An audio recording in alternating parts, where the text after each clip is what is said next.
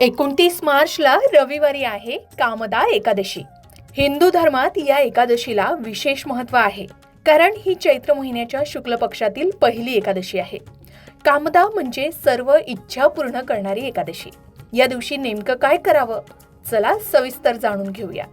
पंचांगानुसार चैत्र शुक्ल एकादशीची तिथी ही 28 मार्च 2026 रोजी सकाळी 8:45 सुरू होणार आहे. तरी 29 मार्च 2026 रोजी सकाळी 7:46 ही तिथी समाप्त होणार आहे.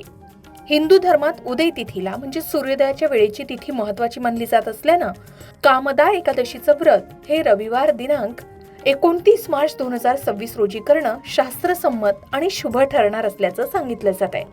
जर तुम्हाला या दिवशी विशेष पूजा किंवा विधी करायचे असतील तर आपण 2 मुहूर्त पाळू शकता. हे 2 मुहूर्त अत्यंत शुभ मानले जात आहेत. पहिला ब्रह्ममुहूर्त, जो पहाटे 5:01 सुरू होऊन पहाटे 5:48 असेल. हा काळ धान्य आणि पहाटेच्या पूजेसाठी सर्वोत्तम मानला जातोय. त्यानंतर अभिजित मुहूर्त, जो दुपारी 12:19 पासून ते दुपारी 1:08 असणार आहे. हा काळ विष्णू पूजनासाठी अत्यंत फलदायी मानला जातोय.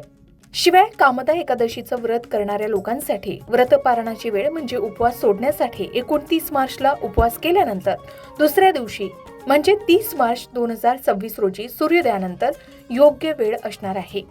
मग या दिवशी काय करावं, तर सकाळी लवकर उठून म्हणजे ब्रह्ममुहूर्तात उठून स्वच्छ वस्त्र परिधान करून सूर्याला अर्घ्य द्यावं.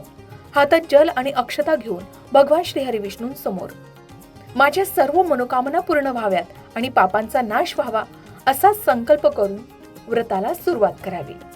देवघरात चौरंगावर पिवळे वस्त्र अंथरून भगवान श्रीहरी विष्णूंची मूर्ती किंवा बाळ श्रीकृष्णाची मूर्ती ठेवावी किंवा फोटो सुद्धा ठेवावा. शक्य असल्यास विष्णूंच्या मूर्तीला पंचामृतानं अभिषेक करावा. देवाला पिवळी फुलं, तुळशीची पानं, फळं आणि पिवळी मिठाई अर्पण करावी. मात्र एकादशीच्या दिवशी किंवा रविवारी तुळशीला अजिबात हात लावू नये किंवा तिची पानं तोडू नये. ती आदल्या दिवशीच तोडून ठेवावी. शुद्ध गाईच्या तुपाचा दिवा लावावा आणि ओम नमो भगवते वासुदेवाय या मंत्राचा जप करत राहावा. या दिवशी पूर्ण उपवास करणं शक्य नसेल तर फलाहार घेऊ शकता. या दिवशी भात खाणं टाळावं. तसेच कांदा, लसूण आणि तामसिक अन्नाचा त्याग करावा. रागावर नियंत्रण ठेवावं आणि कोणाबद्दलही वाईट बोलू नये. या दिवशी कामदा एकादशीची व्रतकथा वाचणंही आवश्यक आहे. वाचणं शक्य नसेल तर ही कामदा एकादशीची व्रतकथा ऐकावी. असं मानलं जातं की ही कथा ऐकल्यानं वाजपेयी यज्ञाचं फळ मिळतं. एकादशीच्या रात्री झोपण्याऐवजी आपण भजन, कीर्तन किंवा श्री विष्णू सहस्त्रनामाचं पठण करू शकता. हे सुद्धा अत्यंत शुभ मानलं जातं. या दिवशी गरजू व्यक्तींना अन्न, वस्त्र किंवा पिवळ्या वस्तूंचं दान करावं.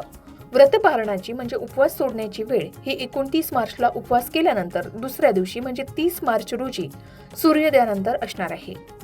योग्य मुहूर्तावर आपण उपवास सोडून गरजू व्यक्तींना किंवा ब्राह्मणांना भोजन देऊन दान करून उपवास सोडावा असं शास्त्र सांगतं. जर तुम्हाला आरोग्याच्या काही समस्या असतील तर कडक उपवास टाळून केवळ फलाहार करावा. भक्ती आणि शुद्ध विचार हे कोणत्याही उपवासाचे मुख्य आधार आहेत.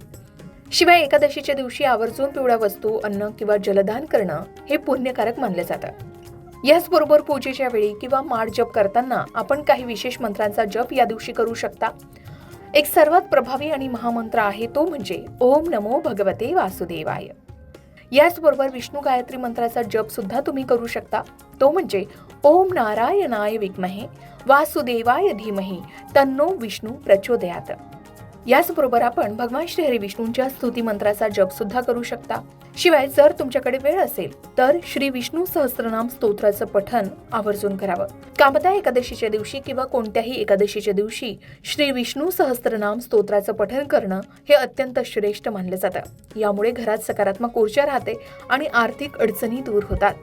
मंत्राचा जप करत असताना तुळशीच्या माळेवर करणं अधिक फलदायी ठरू शकतं. याचबरोबर भगवान श्रीहरी विष्णूंना अर्पण केलेल्या नैवेद्यात तुळशीचं पान अवश्य ठेवावं. त्याशिवाय विष्णू पूजा पूर्ण मानली जात नाही. तर अशा प्रकारे आपण भगवान श्रीहरी विष्णूंना प्रसन्न करू शकता. कामदा एकादशी ही हिंदू धर्मात खूप महत्वाची मानली गेली, कारण चैत्र महिन्याच्या शुक्ल पक्षातली ही पहिली एकादशी असते, म्हणजे नवीन वर्षातली ही पहिली एकादशी आहे. कामदा म्हणजे सर्व इच्छा पूर्ण करणारी एकादशी आहे. म्हणूनच या दिवशी कोणत्या विशेष गोष्टी तुम्ही करू शकता याविषयी आपण संपूर्ण माहिती जाणून घेतली. याही व्यतिरिक्त कामदा एकादशीला तुम्ही कोणत्या विशेष गोष्टी करता कमेंट करून नक्की सांगा. अशाच प्रकारे सणावारा संबंधित व्रतवैकल्य असतील, उपासना असतील, पूजाविधी संबंधित आणखी काही माहिती तुम्हाला हवी असेल, त्याचबरोबर वास्तुशास्त्र, ज्योतिषशास्त्र, अंकशास्त्र यांसारख्या विषयावर तुमच्या मनात काही शंका असतील तर त्या कमेंट बॉक्समध्ये नक्की विचारा. शिवाय तुम्हाला आणखीन कोणत्या विषयावरचे व्हिडिओ ऐकायला आवडतील ते सुद्धा कमेंट करून सांगा. या संबंधित संपूर्ण मार्गदर्शन तुमच्यापर्यंत पोहोचवण्याचा आमचा हा प्रयत्न आहे, तेव्हा कमेंट नक्की करा. अशाच प्रकारच्या माहितीपूर्ण व्हिडिओसाठी लोकमत भक्ती चॅनलला नक्की सबस्क्राईब करा आणि बेल आयकॉनला क्लिक करा, म्हणजे आमच्या नवनवीन व्हिडिओचं नोटिफिकेशन तुम्हाला मिळत राहील. तसेच योग्य आध्यात्मिक मार्गदर्शनासाठी लोकमत भक्तीच्या फेसबुक पेज आणि इन्स्टा पेजला लाईक आणि फॉलो करायला विसरू नका.